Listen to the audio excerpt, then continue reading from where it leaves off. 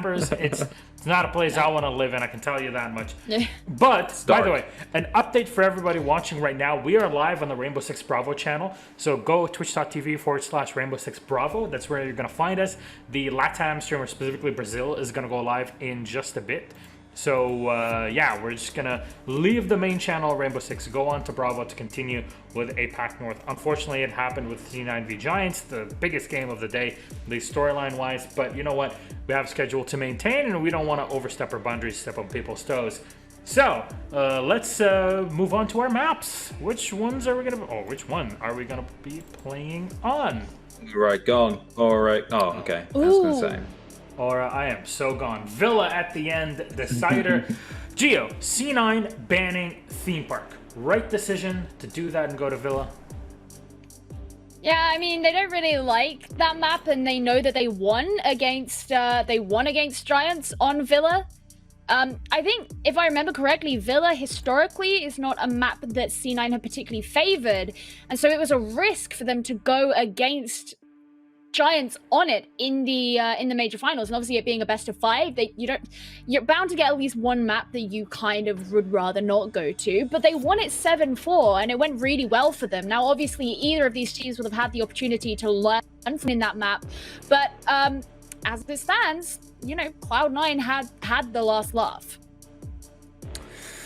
Yeah, it's going to be a close map for sure, I can tell you that. It's been a long time since the major. Both these teams have had, well, the opportunity to improve themselves. So I'm pretty sure we're going to see some new stuff coming out of Villa compared to what we've seen in the major. I think, if anything, the pressure is on Giants for this one. We talked about it. The grand overarching headline is revenge or not. That's the one that we're looking at. Our game is almost ready here. First of all, let's take a look at our social votes. You guys can vote on all of our matches. Just go on social media. Let us know what you think. At R6 Esports APAC is the place to go. 56 for Giants. 44 for Cloud9. All right, fair enough. But again, popularity vote and all of that. Cloud9, I would lean towards them in this one, if you ask me. Let's actually check out what all of us voted for. From now on, you will see me mimicking a lot of Hap's picks for the rest of the season. Oh, look at that grain. All right, well, that was the last game. Yeah, and what's the next one? And there we go. Okay, thank God. Oh. I didn't vote for Cloud9. I'm pretty sure I went with Giants. Oh no, I might have changed it to Cloud9 at the end. You did go for Cloud9. Oh, okay. It's because I'm the only one that went Giants. I was flip-flopping. Together with Dev, actually. You and Dev went Giants, Jess. Look, can we show Dev? If you're watching this, just know I believe in you guys. And if I'm the only one, or James and I are the only ones, it's because, well, we got that big brain and no one else does. So that's okay. You're shaking your head. What's up? Because I know full well now that if they lose, no one's ever going to mention that she said that ever again. If they win, then she'll have that all over Twitter later on. Yeah. Look, man, smugness runs in all of our bloodstreams. So it's Speak to great. yourself, Milosh. Gio. Milosh. Are you gaslighting me? I'm not smug. All right, well, Really? Derry, you have the smuggest face on this broadcast. Between a smug face and a smug personality, but there we go. Okay. I'm joking. Love you, Gio. It's fine. I'm joking. All right, you know what? Love is in the air. It's so heavy with love, it's gonna just turn to flames right now. So let's actually toss it to our casters. Jess, you're gonna have the joy of not casting Oregon for today. Cloud9 versus Giants, the rematch of the major grand final. The two best teams in the region. Will there be revenge for Giants, or will Cloud9 carry it over into the sunset? All yours. Time will tell. It's the Aussies versus the world, it feels like, Jess, as all of us are leaning the other way. It's you guys going towards Giants, and I know that coming into the major, everyone was pointing towards Giants and thinking they would be the team to do it. But C9, this entry aggressive duo of Charles and MV Taylor, surprised the world, shocked everyone. And given their performance the other day, I think it's fair to say they have a shout in this game, as do the Giants, who were almost flawless throughout the entirety of stage one. One thing's for sure, it's going to be an absolute screamer. Villa's where it's going to go down, and Cloud9 are the ones starting out on attack. Last time they played each other at the major, it was Cloud9 starting on the defense. Make of that what you will. It is the revenge tour. This is why I've picked Giants, because if anyone has anything to prove here in this particular matchup, it's Giants more than it is Cloud9. I won't deny Cloud9 coming into this. If they beat Giants and they solidify the fact that they are one of the best, or no, the best in APAC North, I won't deny it. That's what's riding on the line there for them. But for Giants, so much more is on the line. I think there is pride. There is a lot more going at stake here for them. And I think that's why they'll come into this really steadfast and really strong. And I'm hoping that they, don't make the silly little mistakes we saw them make during the mini major, because I think that's what it totaled up to. I think between both of them, I mean, any game of Siege, you would argue, is always put down to which team makes the most mistakes, no matter how small they are. And admittedly, today, we spoke about this a lot on our desk, haven't we? And even during casts, the small things that go wrong, the missed dronings, the misuse of utility, things like that. Between these teams, those mistakes tend to be fewer and far less significant when they do take place. We'll see if any do boil out across these first few rounds. Bans are done and dusted. Nothing too surprised there with the Maverick and the Thatcher, but otherwise the Echo and the Clash coming out here, Jess. Yeah, I like that one. I think Clash, especially on Villa, we've seen her used pretty much from the time that she was introduced as an operator. We've seen Clash used a lot on Villa, and I don't know what it is about Villa to have Clash alongside you, but a lot of people love rocking her through 90 hallway, which is fair enough. You can really stave that part of the map off for a long period of time, especially when the site's Aviator. That's going to be the first site here for Giants, and well, there won't be any Echo in play either. They will get Mirror, however, so I'm hoping there's a 6 pick over to her, because on Villa particularly, the lines of sight you can get with a Mirror, the default holds, and the way you can manipulate the site often change exponentially. Giants opting not to go with the Mirror, but I think that would change on Cloud9's side. You do very commonly see it being used on the wall inside of Aviator to look down towards Study, but also what we spoke about yesterday was quite a lot of teams now open up half this wall, where Luna's reinforcing now to his left. You'll normally open that up soft and give yourself a nice vision line through from inside of Vault.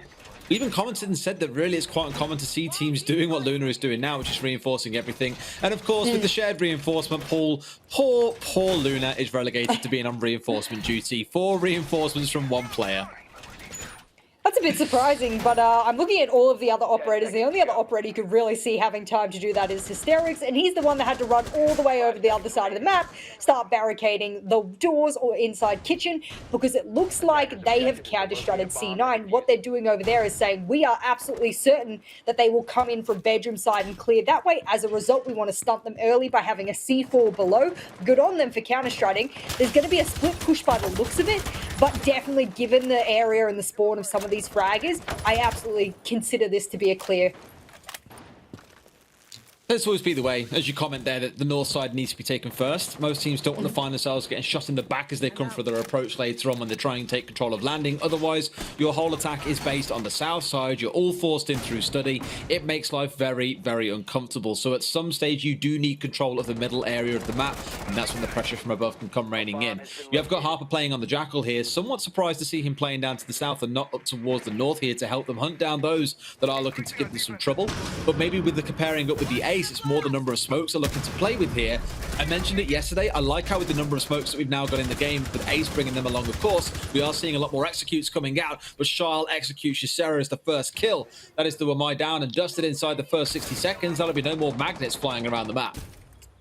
It doesn't matter how good you are of a player. If 3 people are crossfiring you, you are gone. I wouldn't even be surprised if he had even gotten 1 bullet onto any of those players. I think Charles took a 25 damage maximum, and that's just huge. You know, that kind of clearing, that kind of pinching of players, in conjunction with an E1D, C9 are here to play. You'd bloody hope so, but it's Speakeasy saying, hey, Jess, so are we. With the trade back onto our opening killer of the game in Shile. Puts us at 4 apiece with only 90 seconds of the round elapsed. So no massive damage dealt to either side. I think Shile had gone through a little bit of his utility, so it wasn't all completely left for nothing. It's down to the rest of the members now to make something happen. They still have the line on side, and I love these close-range shotgun kills like that. Down goes Nova, and that was Diffuser in hand on the Ace. So that's a couple, if not, well, yeah, a couple of them, not all of them. Smoke grenades now done and dusted. No walls will be opened up with great ease, as that is their last hard breach off the table too. I don't even think there was any mute jammers on the wall, and he didn't use any of his Selmas, which is such a shame. They could have had so many more line of sight, but guess what? The Pulse is roaming underneath. He's finding, he's looking for that target. I don't think he'll get it. It might be the Study player. No, to be the Study player to get clapped back, and A 1v3 is still very possible, especially if you are the Ashe. And oh, there's a drone below, spotting the player below. Yellow pings, you can hear them in your ears, but you can't quite see them, and he'll run after him. He wants this kill. Trying to bait out the peak, and there we go. And ooh, pistol in hand, Hysterics doesn't miss. We've seen him use that pistol many a times before. And he'll hit a headshot, and well, that's the first round in the hands of Giants. But I do wonder, given how strong C9 were in the opening kill, whether they were just lacking the tenacity to make sure they focus on getting those walls open. Villa's that map where you got to focus on that, and they just really didn't. And don't forget as well that Speakeasy found that 3k in the mid round, which I think, as we commented on with our game earlier on when Q-Confirm played way back at the start, when me and Hap were covering off Q-Confirm versus Fnatic, the first 9 rounds had 7 rounds in which a player got 3 kills or more. There was an ace in there, a couple of 4Ks. And in instances like that, a player has had such a profound influence in a round that it is very unlikely a team are going to lose. So even with the good start coming out of Charles and out of the rest of Cloud9 with the right intentions in mind, when Speakeasy steps up and gets 3 kills, you are going to find it pretty hard to close the round out. Let's see how Trophy and Statuary goes. So it's going to be the second side that we head to, up towards the other end of the map. Emmy Taylor now bringing across onto the IQ, and Harper, dropping away from playing that Jackal, is bringing the Nomad instead. Looking back at the history of Giants here on Villa, I mean, they've never lost Aviator, ever. They've won it 4 times, never lost it. Now they've won it 5 times and never lost it. So they've got a flawless record there on Aviator. However, Statue and Trophy, they've got 50-50. So looking like that tertiary bomb site is the one that they're the most happy with.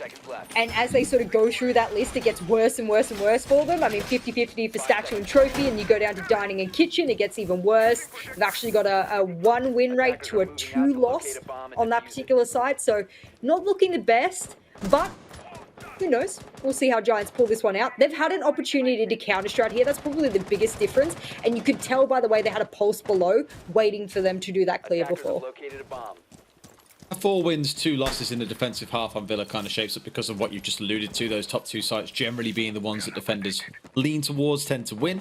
And you head downstairs and it isn't always the case. And I know for a time in LATAM especially, we saw teams really starting to prioritize the Dining and Kitchen site. That's where they felt the most comfortable, where they were happy playing this extended hold upstairs and looking to play vertically. It's almost like they had so much for the attackers to do that they could waste their time and win off the back of that alone. But that still, of course, is a variable point across a number of regions. Charles once more is looking to get himself involved in the very first firefight of the match inside the first 45 seconds. So the teams are taking these fights early on. Admittedly, in the second round, no one has gone down. In the last round, it was Charles killing Ysera inside the first 60 seconds. And here it's almost the same, but it's Speakeasy getting the opening kill onto Charles. That was a good little engagement there as well, because what they'd managed to do was set up a bunch of Banshees as well, which is very strange. They have so much utility below, but they really want this. They want the C4s below. Hello? Nice. Hello? They won't be able to pick that one back up, actually, because it's not on the soft part of the wood. It's on the hard part of the reinforcement, I believe. So you won't be able to shoot that one down. A little bit more of a coordinated attempt there would have helped them. And now they've lost. Well, guess what? Both C4s. So all of that utility below actually didn't do much. They only netted 1 kill out of that. All both screaming Happy New Year there as they throw the C4s over in an attempt to catch someone, and well, not far, probably killing their own C4s if they weren't too careful. No results netted off the back of it. Envy Taylor balancing things out by bringing down Ysera. But keep a close eye on Speakeasy, given all that he did back in the first round and what he's achieved so far in this one with that opening kill. There may yet be more impact from him in this round.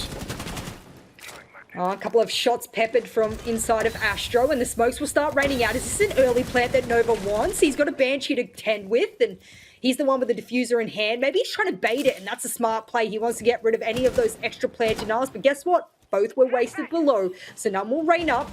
And now I think C9 are a little bit confused. Why did none of those C4s rain out? Are they gone? And this leaves 40 seconds left for the execute. It's going to have to be guns blazing now. That's the hard thing, right? They'll have heard the one C4 get blown, probably didn't hear the second one because we know it connected to a wall, so they know that they don't know that still isn't a thing. Either way, Cloud9 going to push in nice and aggressive. It's Envy Taylor with 3 kills for himself. Luna left alive, and Envy gets a team kill. Not the most ideal outcome, but either way, Cloud9 still walk away the winner. You can call it a 4K if you want. You can call it a 3K. Either way, Captain Envy stepping up to the plate. What a very confusing round, because I loved the setup there from Giants. I actually really enjoyed the fact that they put so much utility downstairs and said, these two players downstairs, they have to clear us. We have C4s, we have all the intel, so if you don't get rid of us, you risk 2 of your players dying and even the planter going down, so you really got to get rid of us. They did push someone down initially, that player died, and they just gave up on that area, so that was a huge risk. But it's almost like Giants literally and metaphorically threw, and they threw both their C4s, all of their opportunity to do something from below, and it was just shattered from then on. So it really became a C9 round from then on, and it's good to see that C9 are keeping up the pace, as you would necessarily find really diminishes on a map like Villa. Repeat once more the same side as well, rather than doing what some teams do, which is going through the full rotation of playing, say, Aviator into Trophy into Dining, then Aviator, Trophy, and Dining. So regardless of the outcomes, you still stick to those rotations. It's a really kind of... It's such an insignificant detail, but I'm always really curious how teams decide at the time whether or not they're going to do that full rotation, or whether they keep on trying a site until they succeed on it. Have you had any experience yourself when you've been coaching in the past? Yeah, for the most part, sometimes your team will sit there and go, we know what we did wrong that round. That round absolutely did not play out the way that our strategy had intended it to. And next round, if such and such doesn't peak, or this person makes sure they hold on to this, or 2 people were watching the same angle, we shouldn't do that. Then they feel confident going back to that site and rectifying their mistakes because it's fresh in your mind. And I definitely agree with that mentality. However, if you've lost it twice, even if you, and I'm looking at the stats here, even if Dining and Kitchen has a negative win rate for you, you just got to spice things up at that point because it's not working for you. So even in the spot where you lose it once and the team just has that kind of tendency to go and rotate through the same 3 sides regardless of win or loss, that just comes down to saying, well, we don't think we can go back and win it, so let's just keep the rotation going. Yeah, absolutely. And I think that that's something that's in Giants' mind at the moment, is that if they lose this particular round, I absolutely make the assumption that they will just go back to their preferred bomb site, or they'll try Kitchen and try and throw something into the works. But for the most part, you wouldn't retry a site more than twice unless they're on a map they're not confident with, which I just don't believe here. Thank you for tuning in, everyone. That is the end of today's podcast episode of Interviewing Coaches starring Jess Goats. We're back into the game on Villa. Thank you very much for your insight there, Jess. We are about 60 seconds in and no one has died. So this has been the slowest round when it comes to an opening kill. And I know that feels like a very moot thing to say given we're literally only 70 seconds inside, but it's the truth. It has been a bit calmer. Charles isn't getting himself involved in the super early gunfights, so that utility can last a little bit longer without it being risked by trying to take an opening trade. Speaking of those opening trades, or opening kills rather, it looks like MV wants it, and he gets given a freebie. That's Speakeasy on the ground and down into the grave. And guess who joins him? That's right, it's Ysera. I can't even say his name properly. And whilst I'm going through the biblical abomination that is my vocabulary, looks like everyone else is going down. It's going to be up to Jordan. He was one of the big hitters there of the other day's game on Tuesday. If you didn't catch that one, I highly recommend you go back and watch that VOD. He might be able to step up here for Giants, but it is a 2v4. It's a tall order, and there's over a minute left. Top-rated player coming out for them the other day, 9 and 6 overall in KD, which doesn't sound too high, but it's all about what else you do in a game. So rating takes into account so many different factors, but MV Taylor is determined to be the X factor for his team today. 3 kills, the second round in a row in which he's achieved as such, and oh my god, Luna swings in, finds himself yet another. Can he clutch this one out? One of the players on this team, not regarded as being the most mechanically gifted, unfortunately can't quite connect the kill. That's a 4K for MV Taylor in round number 3. And just to expand on Luna, it's something I've got to mention about this guy. Monty in the last season was his bread and butter. We all know Luna Metal is a big time Monty main. His stats on the killing, not so good. Put that down to playing Monty if you want. Put it down to him not being as skilled as maybe the other players when it comes to raw mechanical gun skill. We know he's a very, very capable leader. So it's kind of that, you give a little bit of the gun skill side of things, but you know you're getting so much in other areas of the team because of his presence on that roster. Another round into the pocket of C9, and my prediction feels ever so wavering as I sit here, hoping that Giants can warm up a little bit, because C9 seem to be walking all over them. And when I say C9, I kind of just mean MV Taylor at the moment. Not to say that his teammates aren't also stepping up, but usually you'll see Charles at the head of things. It's MV Taylor here, and playing the IQ for the most part, given there's no echo or anything, maybe they're expecting things like a Valkyrie to be persisting or something to that effect. but I kind of feel like he's one of those IQ players that plays them for the weapon and the ability to move fast rather than the scanner. So he's really proving to be one of those ratty sort of IQ mains that never look for the cameras. But I think he's doing a great job with both the utility and definitely with those opening kills. That's what's really giving C9 the opening here. Well, Yeah, it comes look at down that to freebie. sometimes just getting the kills and dragging your team through. And I mentioned this back after the second round, like, I don't want to yet comment too much on how a team is looking, because right now it's how individual or players are looking. So give it a few more rounds and maybe we'll see the team settle down a little bit. We'll start to figure things out. Aviator games we've returned back to. This is where Giants were successful a couple of rounds ago. Their only successful defense so far, as you can see at the top of your screen. We'll see what else they can do, because they had this extended hold style they're trying to go for again now, with Jordan and Luna playing up to the north, another player playing downstairs. I think it was Hysterics playing on that pulse. So with three of them roaming up that side, Cloud9 can either say, right, we need to go and contest that, we've got to fight it, or just dial back and go for a push in from the south through study and say that's about as far as we're going to get with this one. We do not fancy wasting all that time trying to assume control of the north side of the map. I don't think they'll come zooming up the main stairs again. I doubt that's going to be the strategy here in order to displace the player that usually plays with the shield atop those stairs. Instead, this time it looks like they'll do a couple of repels and see whether or not they can net anything. Jordan wants to net a repel and they're ready for it. Surely there was a drone there, or that was lucky timing for Nova. And now Study is the focus, but so are all of the Wamide magnets there. That'll get one of those air jabs, and he should have more. And I think it's Charles' job now to run up those stairs. Last time we saw it was Static on the Ash, and Static had a better time last round. And Speakeasy walks all over them. Oh my goodness, what a good hold of these stairs. And that's what Ysera wanted to do just rounds ago. All about those kills on those south stairs. You remove all that pressure on the south side. They can't get control of Study. They can't really do anything, to be honest with you. So that in itself is a big round coming out for Giants here. 4 versus 2. Not a hole left, or not a lot of wiggle room for the side of C9 to make, well, anything happen here. They've got the IQ. They still got that ace on side. And MB Taylor is one of those 2 players left alive. Can he really make it a 3rd round in a row that he walks away with a 3K plus to bring the round back for his team? Or as he met his maker, and now we're all out of gas in the tank? It's time for the Giants revolution for them to start bringing things back their way. There is still a lot of time left, and that's the one thing I'll hark on about again, is all the opening kills so far have happened before the 90-second mark. It has been an early aggressive game. There's not been any kind of let's get ourselves set up for 2.5 minutes and then go for a final dying second execute, which has seemed to be the problem for a good number of teams on the attack today. It feels like Cloud9 know what they want, and they're going to make it happen nice and early. I think that's why these 2 teams are considered some of the best teams in APAC North. And that's because they're confident. They know what they need to do. Their step-by-step is very fluid and confident. And they've got that team synergy that just exudes that absolute coordination that you expect of a team at a tier 1 level at the top of their league. You can even see taking 90 control there and attempting to get open vault, but they can't. It's muted. And now they're just going to brute force their way in. You mean they'll try and brute force their way in, but that's like bringing a knife to a gunfight, and sadly the guns were all in possession of Giants. There's literally nothing else to come from that. Nice and rapid end to the round, and that'll balance things out at 2 apiece, Jess.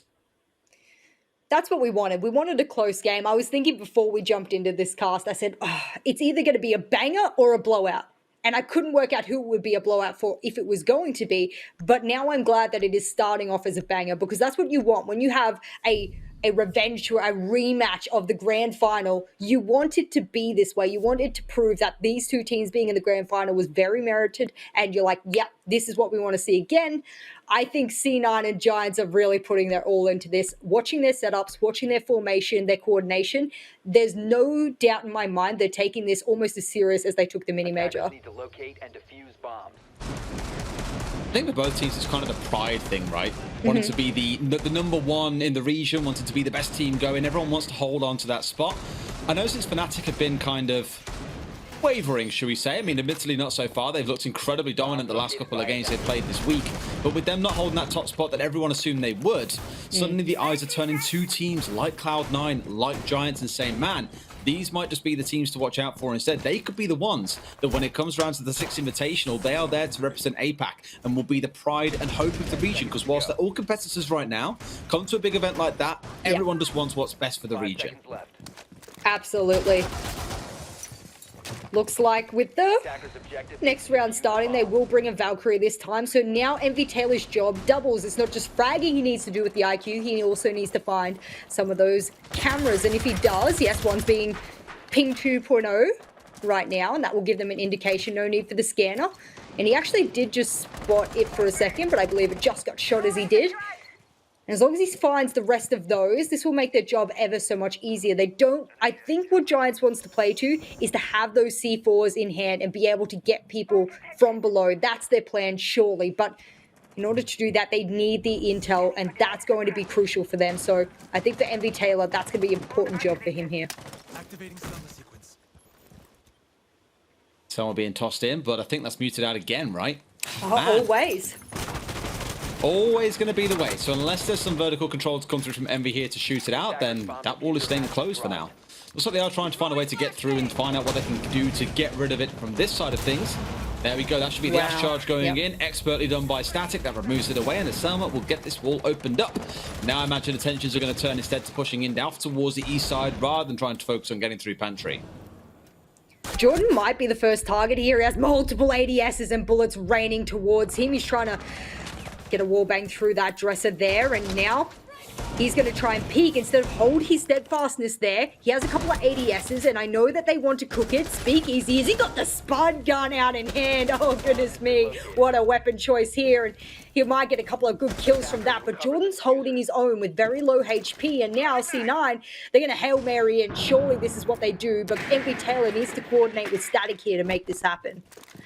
But once again, Jess, despite 3 members being dead, there is still 1 minute and 10 seconds left to play. There is so much time for C9 here to not have to rush it, but in goes Static, formerly known as Sweet Black, or the artist formerly known as Sweet Black, supposed to be best describe him.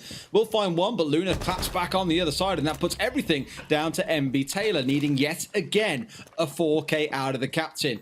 This is where it gets a bit rough because you're requiring so much of one player here. And I know I keep on saying you normally need 1 or 2 players to be on form that day, to be stepping up and to be absolutely slapping the other team. But you can't rely on poor MV Taylor to do it all by himself all the time, as he has done so many times previously. I feel for him here because he's trying to shoot through the ground when he has 3 breaching charges. Hey, there we go. He's worked it out. Not a problem. He'll be able to start opening up those verticals, but it actually really means nothing because he has 25 seconds left. He's really a Hail Mary. I spoke about it before, 2v4, but now it's a 1v3. And it doesn't seem very possible. Traces left, right, and center, and he will fall to Hysterics, one of the giants of our region. And of course, it sounds like there is a little bit of a sound bug there for Nova, so we might rehost and get them back into the lobby into round 6. Doesn't sound like anything. There's a sound bug, Jess. It's the whole point. I was so disappointed they switched to our cameras then because I just wanted to face palm really viciously. And when you're on camera, you've got to look professional. I mean, by all means, that will be highly entertaining during this reto. So please imitate what you're about to do. It's fine. We are probably in the midst of one of the closest and best games I've probably ever cast on APAC North. Would you agree? I'd say I will go back to kind of what I referred to earlier on when I said for those first 3 rounds, it's very hard to take them as proof as to how the game's going because it was down to individual players popping off. The fact that MV Taylor got a 3K and a 4K in those 2 rounds and every other round has gone the way of Giants, and I'm looking particularly here towards rounds 4 and 5, I'm kind of leaning to thinking really this feels like it's more of a Giants game than a C9 game. However, let's not forget, as always, we are on Villa. It is one of the maps where defenders tend to do so well because it is such a large match. There is so much for the attackers to get done. But it's one of those games that I will say, as I always do, wait for the second half. Let's not forget earlier on, 5-1 to Xavier in their game. We were like, oh, surely this is now done. Only for Fav to come back and 5-1 on the other side and win it in overtime. You just don't know what to expect come the second half of this match. Yeah, I mean, even the Scars game, if you guys missed that Scars game, a team who should not have won made a couple of roster changes and now look better than quite a few other teams in their league when they were pretty much the bottom of the leaderboard. Mind-blowing what Stage 2 has been here for both, I would say, even EUL and APAC North. It's been really refreshing. It's been awesome. But for these 2 teams, there's not been a single roster change. Even though Sweet Black changed his name, we get it. He's now known as Static, so if it's a little bit confusing for you, that's all it is. And I think these these two teams are the monsters of our region. And I think now we're seeing Fnatic as well, I think, come up to that, top 4 position and really contend those big hitters. I would love to see a really intense best of 3 between a couple of those teams as well to really see where these teams are at the moment. But you're right, you never know in a best of 1 in the first half exactly which way it's going to go. I wanted to bring up before, and now that we're in a sort of a rehost situation, we might be able to do it. Exactly what their win rate was on defense and attack when they did verse against each other on Villa, or the times that they have played Villa before, because I think that will give us a little bit of insight as to whether or not they are more defensive sided. Giants is 63% defensive sided, and I can hear us going back into the game, and whilst we do, I'll also bring up the stats there for Cloud9. They are on Villa. A very heavy attacking team. I know that much overall. On Villa, they are 60% defensive-sided. So I think we've got a defensive-sided set of teams here on Villa, and maybe... I don't think they've played too much Villa, though, mind you, have they? Like, that hasn't been like a massive sample of this. It's not a huge sample. It's not a huge sample at all, but we'll do with what we've got and, sort of hypothesize that maybe going into the defensive side will have them turn around and really flourish. At the moment, we're seeing MV Taylor pop off. Maybe you go into the defense and other players rise to the occasion as well. I think the one thing to note about Cloud9 is they are, by the stats, the best attacking team in the division as well. I think when we looked at them at the major, when we looked at their stats coming into the major, they were at something crazy like a 64% win rate on the attacking side. Wow. That is obscene. And at the time, it was higher than the defensive one. I think now it has changed a little bit, so it's balanced out a little bit more. By the looks of it, 64% on the defense and 58% on the attack. But still, that is a ridiculous attack win rate to have in the whole competition. Well, it's definitely showing here now. A couple of very convincing attacking rounds, but Giants are able to clap back on their preferred side if statistics tell us anything. And now they're going to go to statue and trophy. This time, will they hold bottom floor with the veracity, rather, that they held bottom floor last time? Getting a little bit of a word in my ear that maybe someone's still got an issue. We'll see. Hopefully their sound is A-okay. And a little bit of a PSA for the public and the players as a whole. Don't alt-tab your game. Oftentimes that causes issues. So, yeah, if you need to alt-tab, press alt-enter. That'll save you guys sound bugs. There you go, enjoy. DIL. Yeah. Day I learned. There you go. Genuinely. I'm an alt-tabbing kind of guy. Looks like we're going to play on those that may have been resolved for now. So, hey, let's see how round 6 plays out. You are absolutely right. If you recall last time we were down here, it was that double C4 throwing where they nearly blew up each of the C4s, yet had no real opportunity to kill someone on the other side. So hopefully that's been addressed here by Giants, and we don't see a waste of C4s coming through yet again. For the side of C9, it's a big focus on the same for the downstairs. I know we obviously aren't defending on the downstairs, but the focus on getting up the pantry walls open, no doubt trying to push in from the east at the same time, and just pressuring these members that are looking to hold downstairs, because the last thing you want as you go to execute is to get yourself blown up by a C4. Not an ideal outcome. Charles lurking over towards Library. He'll get a free kill onto Ysera as a result. And what looked like it was a bottom floor side considering the hold is now getting picked apart bit by bit. Jordan goes down as well, and if you're Speakeasy, you probably want to give a little bit more assistance to your team because it's not looking too good downstairs, or you start to turtle on site because things are looking dire as the seconds pass on. We hit the halfway mark of the round now, Des, and I think for the most part, this is looking good for C9. The crucial damage for C9, though, in all this aggression they're showing, is the number of drones they burn through at a ridiculous pace. They've only got 2 left on site, with Charles going down with their 3rd one in hand. This ain't ideal. Think about the intel you now lack when it comes to trying to actually execute, because you've committed so much downstairs into trying to find where these members are. Doesn't matter too much. Envy finding himself with 3 Ks, 2 now stand left alive. It is going to come down to winning those ones, mind you, but it will mostly be without any kind of information, especially given that Harper still has 1 in his back pocket, and of course, there's always the Iana to play around too. The problem with where Hysterics is now is that he can't really do anything from below. He knows he's being pressured, but they're slowly moving up onto site. Luna needs help, and he needs help now. Hysterics finally getting some of those crucial pings as to where one player is, but guess what? Luna's getting pressured left, right, and center. He needs to help his teammate, and as he moves on up, if he doesn't get this red stairs kill, and he will finally, almost an entire mag to go through, 2v2, Plant not going down just yet. They need to make this a play, otherwise this is another Giants round. got the site right next to them as well. They are technically the ones in control here for the most part, as the others can't push too aggressively in unless they get themselves picked off. So it's a case of being careful.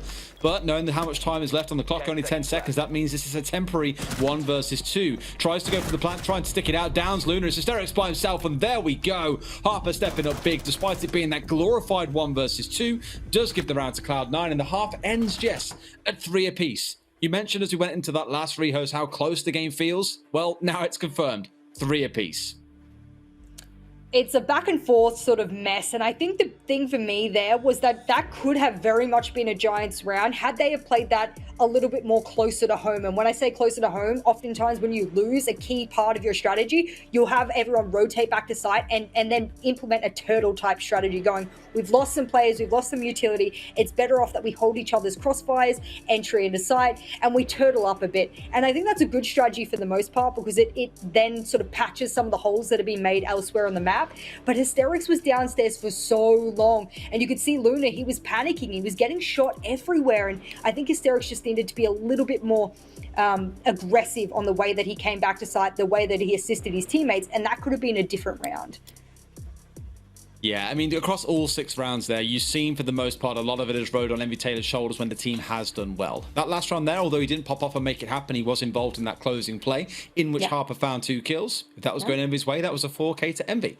Either way, it's still showing a bit of promise, where Charles is being the one aggressively getting inside the building nice and early on, and just seemingly constantly wanting to remind Giants that we are here to play, we aren't sitting back, we aren't slow, we are one of the best attacking teams in the competition for good reason. Be mindful of that and show us the respect that we deserve. And I think for Giants, it is then encouraging them, especially players like Hysterics, as you say, to get on the roam and look to meet them in the field here. Don't leave it down to site executes. And to be honest with you, almost every single round you can look at here, it hasn't come down to objective-based play. It has come down to the frags, it has come down to who can shoot best.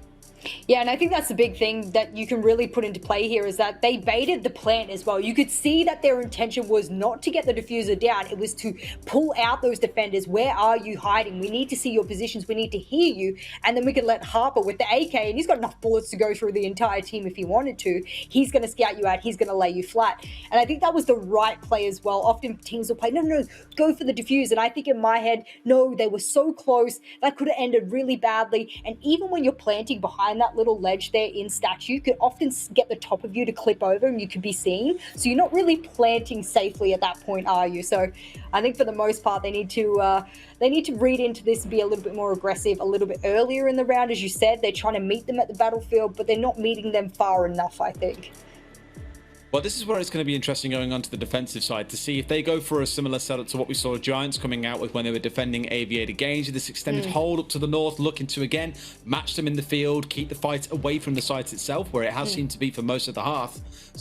So Giants have done a really good job, I feel, of pulling the fights away from the site, making it less objective based. And I'm kind of curious to know if C9 in their shoes think they're the ones driving that narrative, or if it's Giants who feel that they're the ones in control of this matchup.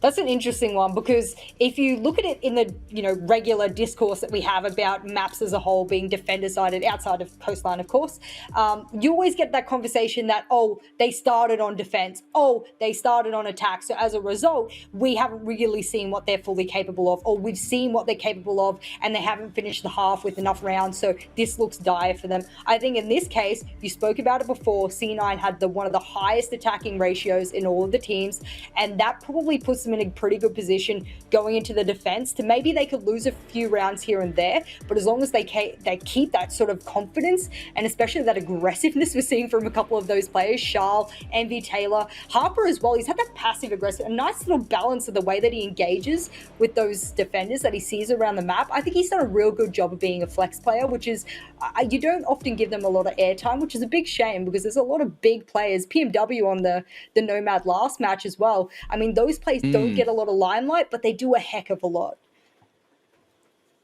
It's almost kind of like you are the player for the team that everyone needs, but you never get that recognition you deserve. And it feels like that for quite a lot of players. And I guess it's the unfortunate side effect of Sieges. You're always going to pay attention to those that get inside the building first in hard yards, or those that pop off and get 2, 3, 4, even an ace at the end of a round as well. Unfortunate, but that is just the nature of the game. Either way, it's still a team-based effort. No one single player can carry everything by themselves. Let's see if Envy Taylor can carry on doing Pretty much just that, given the rounds that we saw C9 win. See if he can carry on doing exactly the same here on the defensive side. But I'm keeping a very close eye on Shile here, I think. I want to see where he goes for his roams, where he sets himself up, and when he tries to strike against Giants. Because if he can get up there early on this Jaeger and look to catch out players like Zofia, like maybe the Ace or even the Ash, just bring some of that utility offline. You might find with the addition of the magnets coming out of the Wamai, of course the ADSs, as well as the Goyo shields and the Malusi Banshees, that is a lot of utility to get through. So the earlier C9 can do damage here, the better in my mind. Well, looks like C9 have decided to start over in Statue and Trophy, and fair enough to them. Both of the top floor sides are extraordinarily viable. You can see Harper opening up the floor here with his shotgun, and that's probably for two reasons. One, it can be looked up at from below and they can shoot anything off the wall, or they cannot apply any of those exothermics to the ground and make any of those feed holes if they do have that wall denial. However, they didn't have any wall denial, so my guess is it's all about the verticality underneath, whether it's early or late game. I'm going to speculate maybe even late game, but there are a few players below that Ysera needs to deal with. Yeah, I'm looking here towards the ones that have got C4s as well, namely Static and Nova, and the damage they can do from below if given the right amount of time. And Giants should be aware of this, given they played a very similar strategy when they were holding on to the north side. The whole focus was let's have two players downstairs, keep those C4s in hand, and look to catch out any stragglers who get a little bit aggressive, which I think is a very fair thing to assume C9 would do, given how they played it. However, there is one below. There we go, and that's exactly what we were talking about. Static bringing that Selma off the wall does give us this lovely Habana-shaped hole open on the wall right now, but arguably still not enough for them to really do anything with. And Hysterics going to find Charles to kick things off. How ironic that Hysterics will pick up the Zofia player on the side of C9, and that's in the version of Charles, and that's a good pickup by him as well. I think that even came out of his own droning. A lot of his health taken as a result as well, and Nova playing super aggressive up onto the statue wall. Harper hoping his pistol, long range, considering he has a shotgun, that's really the only way he can play, especially for those long range shots. And it looks like Jordan and Hysterics will be the ones to pinch over from study over, and the rest of the team will sort of pinch over from bedroom. But you can see the position of Luna right now. He's the hard breach. What is he planning on opening? Is he going to open the wolf wall? Okay. This is a different strategy here. It breaks it open, so you get some really weird and awkward angles at times. Jordan is finally going to strike, though, onto MB Taylor by pushing his way up the 90 corridor.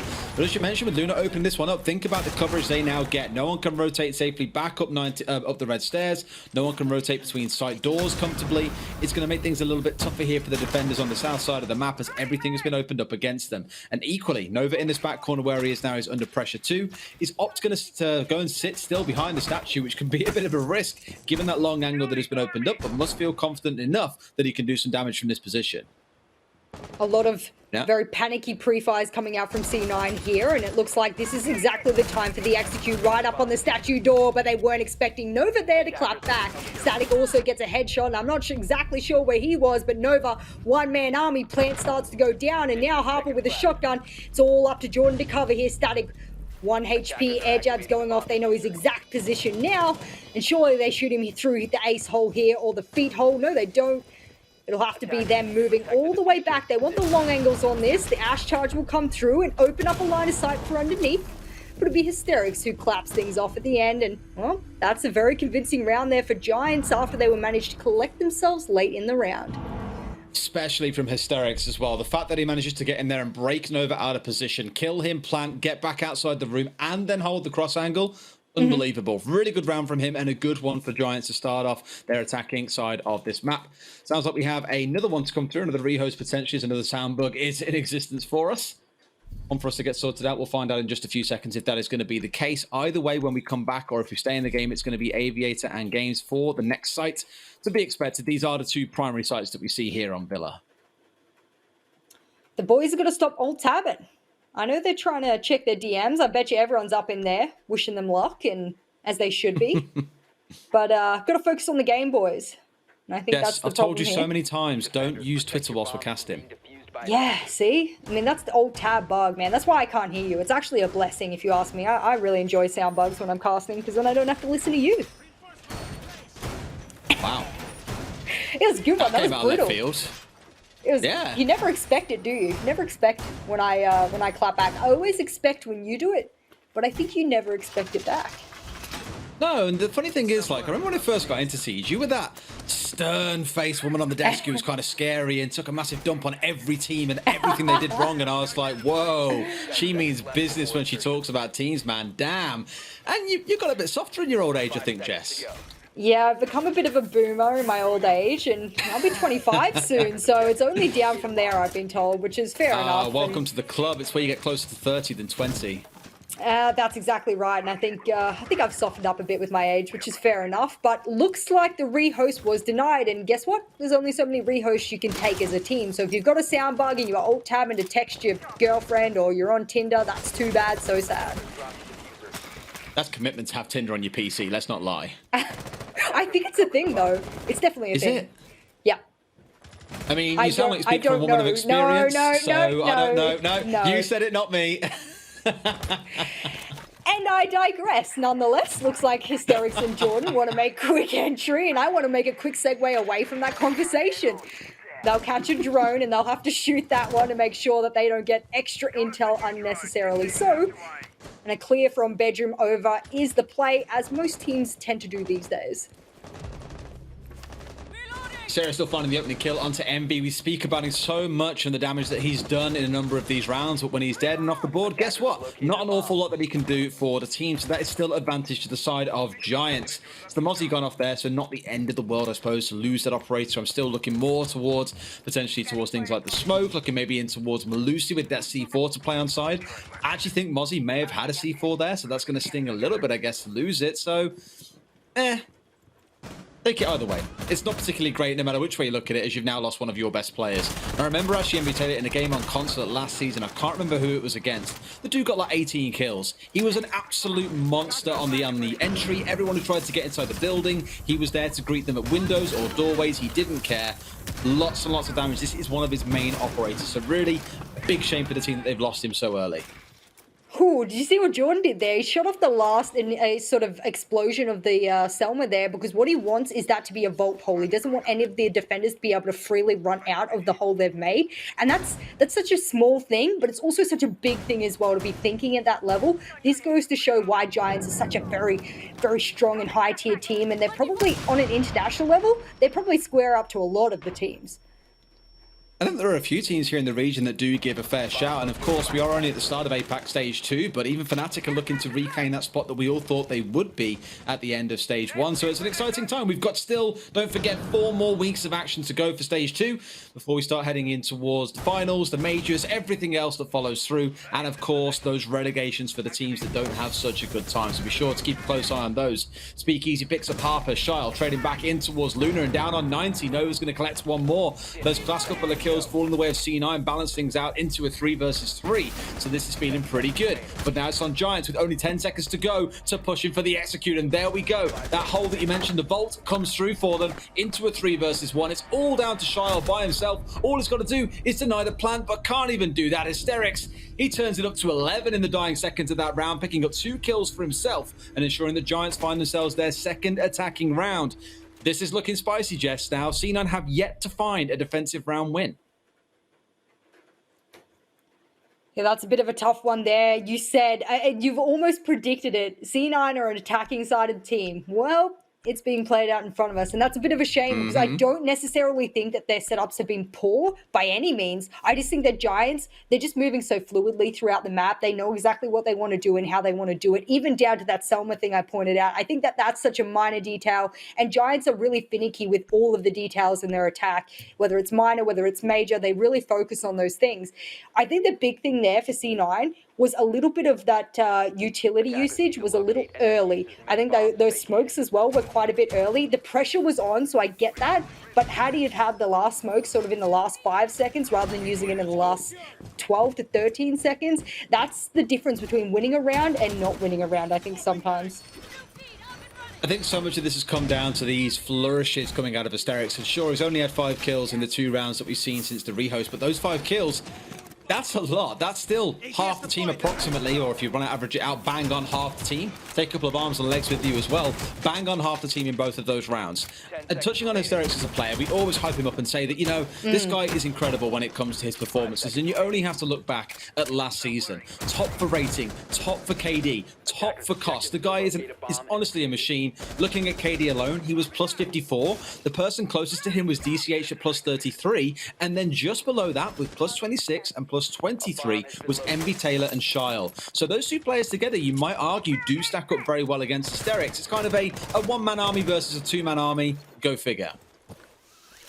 Just looking at the compositions that Giants used to run last stage before Ace was allowed into the operator pool, and it used to be an Ashe, IQ, Zofia, Maverick, and a Nomad. And I'm just looking back at the list there, and the only thing that's changed is the Maverick to the Ace. Do you think that sped up their ability to gain access to site, get those lines of sight a lot quicker than they would have with the Maverick, for example? Well, given how some teams have performed with Maverick today into certain holes or pieces of art they've tried to draw on walls, absolutely. You aren't sat there spending 30 to 45 seconds getting a wall open. You aren't poising yourself with frag grenades, as frag grenades are, of course, incredibly useful, but also think about the speed it gives you for executions with those smoke grenades. We spoke about them so much already this week. Those being on side make execution so much easier. Walls are opened up a lot quicker. It does accelerate the pace of a round, and it's why we keep on saying it's given the game a bit of an attacker lean lately. I love it. It does mean we get faster rounds. It does mean we get more executions rather than just frag fests around the map. And here at 1 minute and 44 seconds, Envy's going to find Hysterics, the two players we were touching on just a couple of minutes ago.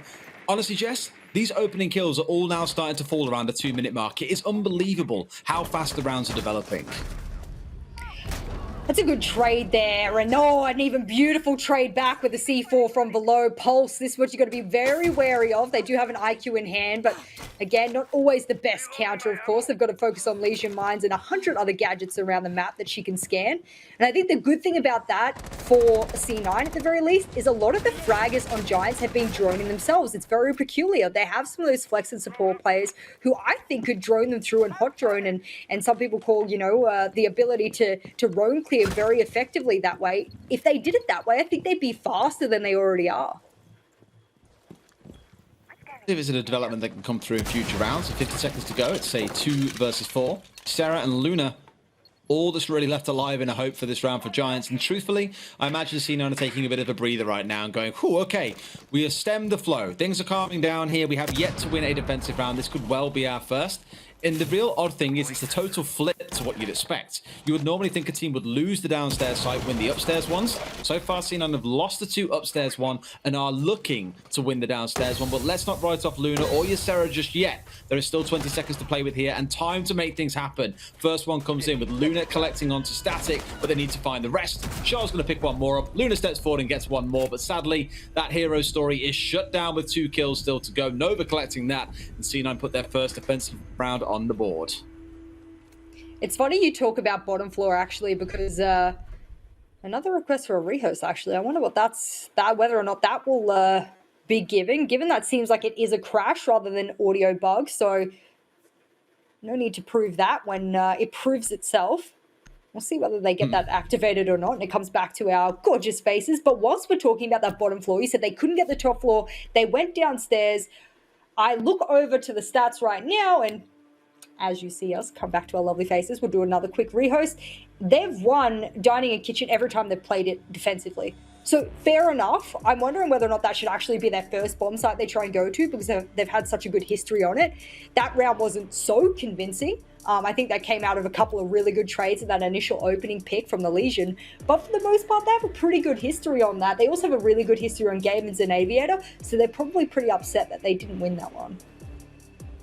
Yeah, and this is the nature of the game. I think the fact that we're coming down to these two teams, again, being two of, I suppose, on recent results, not looking so much at Playday 1, but more at the major outcome. These are the 2 best teams in the region, and I think it's starting to really show through here. The fact that it's coming down to these early gunfights taking place, in which, for the most part, C9 were coming out on top. Last few rounds, Hysterics has just really stepped up and let everyone know that he's here to mean business.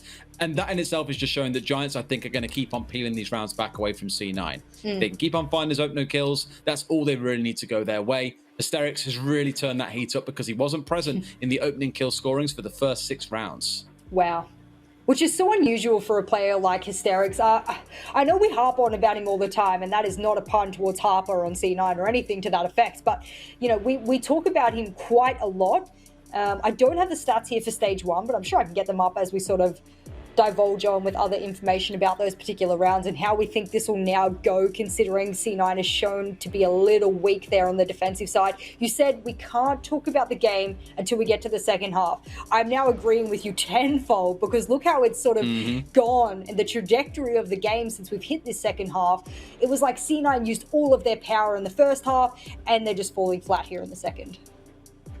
I mean, it's really since the end of round 3, which is after Envy stopped popping off seemingly in all the rounds and finding every kill there was to collect under the damn sun. Since then, it was rounds 4 and 5 have gone the way of Giants. Rounds 7 and 8 have gone the way of Giants. C9 have only found 2 rounds since the end of that round 3. Yeah. And I think that's maybe more the adaptation side on Giants. They've figured out what Envy's trying to do. They know how aggressively he's starting to play and are starting to control him. And that's a critical thing when you've got a player who's having a good day, is thinking, right, if he's really on one today, commit 2 members to go and contest. Do something to shut them down, because we cannot keep on letting them run rampant the way they have been so far. And I like how it has stemmed the flow a little bit. Albeit C9, I think, were kind of overburning themselves a little bit in the first half, as I mentioned. They were losing a lot of drones really quickly. They were taking entry trades really quickly. They were caring far less about the actual execution and engaging Giants out in the field. Although, again, I think that was actually a play by Giants to engage them in the field and say, right, we'd rather this doesn't come down to an execute. We know how terrifying you guys are on the attack. Let's level things out here and just bring it down to gunfights. And that has worked pretty well for them so far.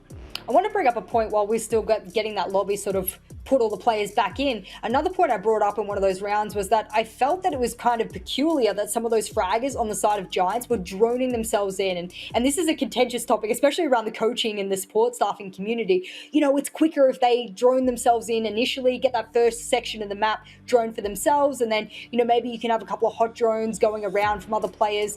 I think on a map like Villa, especially when you're doing a top floor take, you're only really focused on 2 to 3 rooms max when you're going over kitchen. You're focused on bedroom, you're focused on the statue area. Of course, by default, then you're focused on the angles that come over from trophy, and then maybe, you know, the bathroom astro area. So it's not a huge part of the map, and I think that players, especially the flex and the support players, can focus on droning those players in above and being more successful, because once you lose those fraggers, you don't have a lot of ammunition left, especially to get verticality. So I think they need to focus more on making sure the success of those roam clearers is positive, rather than, oh, I drove myself in, I know he's behind, deer, run in, die. That's not the way to do it. Absolutely. And I know you guys wouldn't have heard it during all of that little speech from Jess, but we had the producers in our ears giving us ASMR. We're going back in soon. I was like, please don't do this to me. We're going into the game soon. Thank you, production. We're going back in soon. Which just means we will be jumping back in just a second. Issue has been resolved. Production, please stop it. We're going back right now. Let's get into it. And hopefully they stop the whispering and we get to talk about some more Siege. Let's go then. Round number 10 coming up. It currently sits in favor of Giants, admittedly not by the largest of margins, only 5 and 4. And their attacking rounds so far have been pretty prolific. Let's see what more they can achieve here as we start off on the downstairs. It looks like that's where the reinforcements are going to be committed. Although the bomb site isn't down here, I don't believe. Yeah, it looks like C9 looking to do a downstairs hold. Very reminiscent of what we're seeing Giants do as well. And look at that, they're also going to open up for a little bit of verticality. This is all pretty particular what we would expect from C9. They're setting up almost exactly the same way we've seen them set up before. This time, I think the biggest thing for them will be is that Giants now know they will be downstairs. Static shot off a Selma last time from below, so there's no way you don't clear that. If you don't clear it, and Static absolutely has a C4, who else has one? Nova has one as well, and Harper very much likely will hold the Astro stairs with a shield, and will also be able to rotate down to China if he needs to help assist with crossfires. That's a lot of pressure downstairs, so either you dodge and dance, dip, dive, duck, and all of those things from the C4s above, or you clear. You missed the most critical word of all of that. Dodge at the very end. Dip, dive, and dodge. Thank you. I was going to say, please put in the closing statement. Gotcha. Dodge and dodge. It's such a film.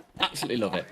Bang But you on. are right, and I think the big thing to look at in this round already is the amount of utility, again, that we're going to have to see Giants try and work their way through. You've got the 2 shields coming in from the operators, you've got the Goyo shields coming out as well. You have the Wamai, the Jaeger, even the Ela to try and burn through, and you've got to find out where the hell those Electro Claws are amongst all the C4s that will be swinging your way as well. There is a lot to work against them. I don't blame Charles for trying to get out there and trying to bring someone down. However, it's Giants who find him first. Hysterics picking up that kill.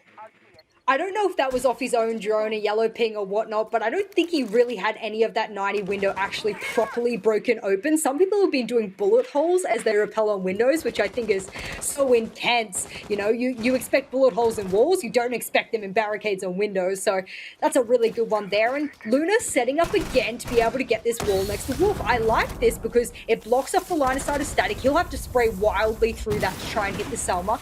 He won't, because the Hysterics will collect ahead of MV Taylor instead. It's not the first time we've seen this smoke into a Selma toss coming out. We saw it in Oregon the other day when teams are pushing in towards Trophy. I mean, you've probably seen it an awful lot in Oregon given how much the map's been played. But smoking out the Trophy doorway and then Selmaing the wall that leads in towards Pig, that's becoming quite a common combo to see. I guess when you've got these smokes to play with and you only really need one for sight, if you need any at all, it is worth making sure those Selmas will most definitely go through and get the walls open that you need.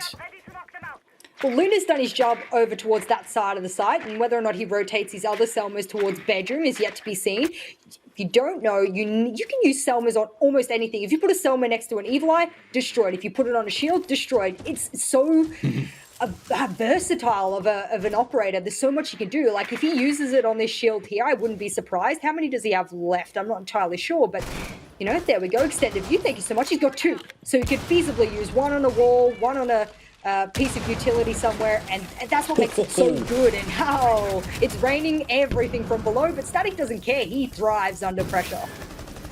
Thrives under pressure, but maybe not from another breaching round. That took half his HP bar because he walked straight over it as it went off. Unfortunate, but still goes on to win the gunfight against Hysterics. We'll finally get shut down by Jacera picks one up on the other side. Luna's going for a plant here, and with Harper going down to almost nothing, this is going to be a very, very quick round end unless Nova can do something magical. Sadly, the answer is not. He's not a trained magician. Giants take round number 10 and put themselves now at match point, I believe.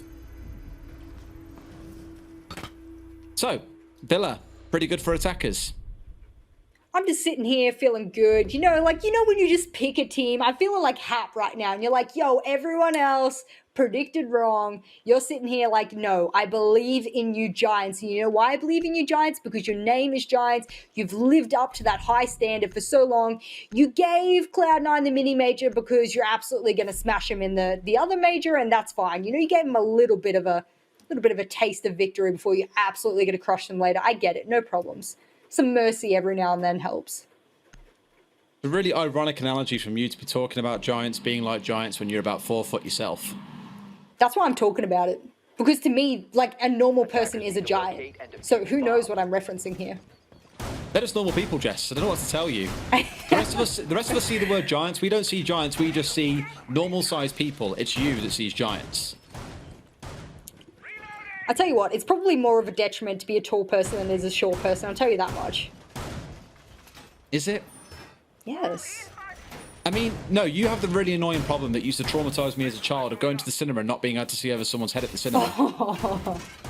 No, okay, I have a booster seat. Like a baby? You don't bring that booster seat, baby! Then you see over everyone's head.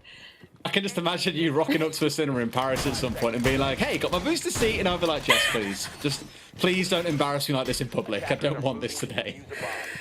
Talking about embarrassing, I think Cloud9 now, they know. Well, I mean, it's an embarrassing performance. No, it's an embarrassing performance for them on defense. Their attack was brilliant. Oh my goodness, I cannot discount that at all. But their defense is so lackluster, and you can't be a team that relies on one half of your game. So Cloud9, moving forward, if they don't win the next 2 rounds and bring it to overtime, then there's a lot they can go back on in this one and work out. We've given them some criticisms left, right, and center, and well, I'm sure their coaches will do a far better job than we will. But for the most part, Giants here have shown that they can really kick it on both halves, and that's what a great team needs to be able to do. There's the 21-year-old Jess thought process and speech patterns that I've missed for so long. 21-year-old Jess. Yeah, I mean, it wasn't you were that age, you were that critical, but hey, it weighs out that way. Let's see how this round shapes up. It has been peaceful up until now in the opening 60 seconds, and as I mentioned, pretty much every opening kill has come between 1 minute 55 and 2 minutes 10. We're about to go past that point, Jess. This might be one of the slowest rounds that we've seen so far all game long because no one has died in such an early time period. We spoke around the pressure it creates, how it means that neither side really gets a chance to breathe, and as I say, it is Shyle finding one into hysterics. Clearly they heard you, Jess. That's 3 opening kills for C9 to shut Giants down in this round and force us up to a 6 and 5 as long as they can collect these final 2 onto Luna and Jordan. I want to say that I believe both Luna and Jordan could bring this back, but a 2v5, that's a tall order. They're already going up against machines, but I really don't think they can overcome this. You can see Jordan is crouch walking all the way over to those south stairs, those main stairs. You often see a lot of defenders lay here with a shotgun as well. It tends to be a popular way of holding this, but Jordan says, I don't care how you hold it. I'm just going to shut you down. That's Shyle down. So that's a really good start. And furthermore, they've got over a minute left to be able to pick through all of these C9 players. If I'm C9 right now, I get onto site, I turtle, and I stop peeking. Or at least set up those crossfires for yourself. Like knowing you have the numbers advantage, you can afford to play for trades all day long, but the more 1v1s you take or the more peaks you go for where you might lose out without any kind of contest from the rest of your team, we tend to know how those games will go from there. Jordan's playing downstairs, and I imagine looking to use his remaining 40 seconds to get some damage done underneath. There we go, trying to see if anyone's stepping over it. The answer, my friend, is no. They are inside of the vault right now, where it seems like you aren't putting your attention to, so no damage shall be dealt. I say that actually MB has been scratched the tiniest little bit, and that Selma, my friend, is not going to do an awful lot for you. EXE, maybe they're trying to go for a smoke plant inside of Aviator. You can hear that going off. They are in the right sort of spot, but there's magnets right next to them, men. What are you doing? Nothing's going to go off the way that they intended when those are present, and with that one inside vault, they can't do much here. It's one man left alive, and Luna might find something, but Harper does exactly what we said he should, plays for that trade, and Cloud9 take the round. Harper seems to be the player that's always there if you need him. We spoke about really capable flex players, and Harper is one of them. And I know he's just sitting on site, and you would say, oh, that's an easy kill. But the fact that he was able to restrain himself for so long and really hold back, even when they had such a numbers advantage, that is a cool, calm, collected player. And that's what you really need, especially in your support and flex players. So not a surprise that we see ourselves 1 round away from overtime. You spoke about 1 minute 55 mark being the longest that it's sort of gone before a kill's hit the board. That round took it even further. I'm wondering whether or not this round, especially for C9, whether they go all in, just absolutely hit it with that aggressiveness, or they really retract back because they know they need this round, otherwise it's done and dusted. It feels like it would be absolute insanity to change your style going into what would probably be the closing round of the whole game. Feels like realistically they need to carry on with that sort of pace, be willing to go and hit them hard when it comes to the entry, and be willing to try and contest them in the map. Will you maybe lose? Yeah, absolutely. But when it's worked so well for you in 5 of these rounds, and you've seen players like MV Taylor really pop off, I'd keep on trying to go for that same thing that has worked well for you thus far. You never know how badly trying to play more slow and composed really could come back to bite you, given the aggression that C9 are renowned for. There'll be a pulse below again this time.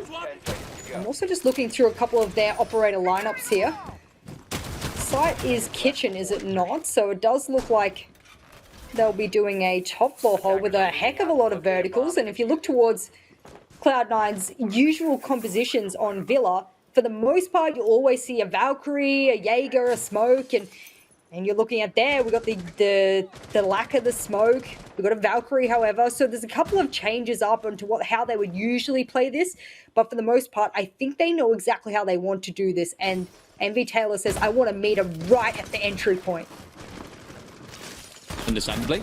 Him and Charlotte's kind of been their point. MV Taylor almost getting down off the window and double runs in front of it again. Doesn't get taken down the second time around and then proceeds to run through a third time. But he knows he's being pinched here. He's got to get back to the site. Will do so. He limps through the door, bleeding, almost dropping his gun on the way in. But 25 HP he will be left with. And my God, is he just facing absolute war zone to get back to site. But at the very least, he is alive and can make use of those goo mines now around the site.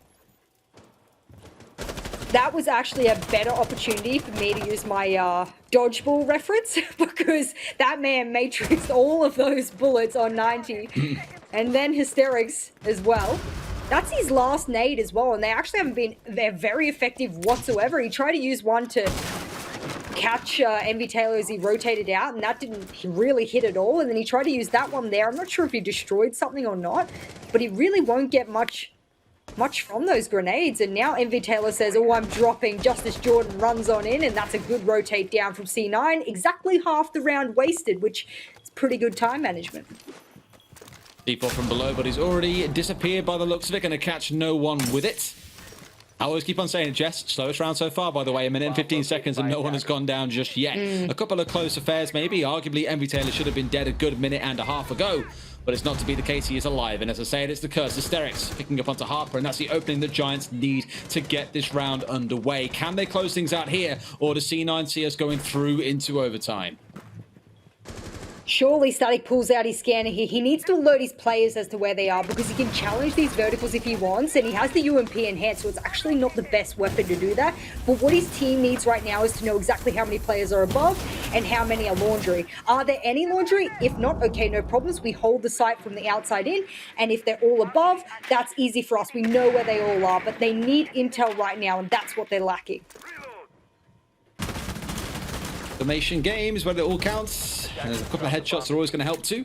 Speakeasy picking up MB again. The big player we've been speaking about pretty much all map long has been shut out. So now you're looking towards Shire, you're looking towards Static, you're looking towards Nova to do something. And despite Nova getting brought down here on the ace, still going to find something for them. Jordan collecting another, but the time is their enemy. And Shire strikes from the shadows as we hit that 10-second marker down to the final 5 seconds, and they've got to go for a plant. That makes it a temporary 2 versus 2. Speakeasy and Ysera coming up against them at 1 versus 3. Is there a spoiler to play here for Shile? Can't find the planter though, will go down. Ysera collects the final kill. Giants are going to take the game 7-5. And my word, was it a close one, but what an entertaining game. A repeat of what we saw back at the major here, Jess. A great end to what has been a wonderful first week of APAC North action.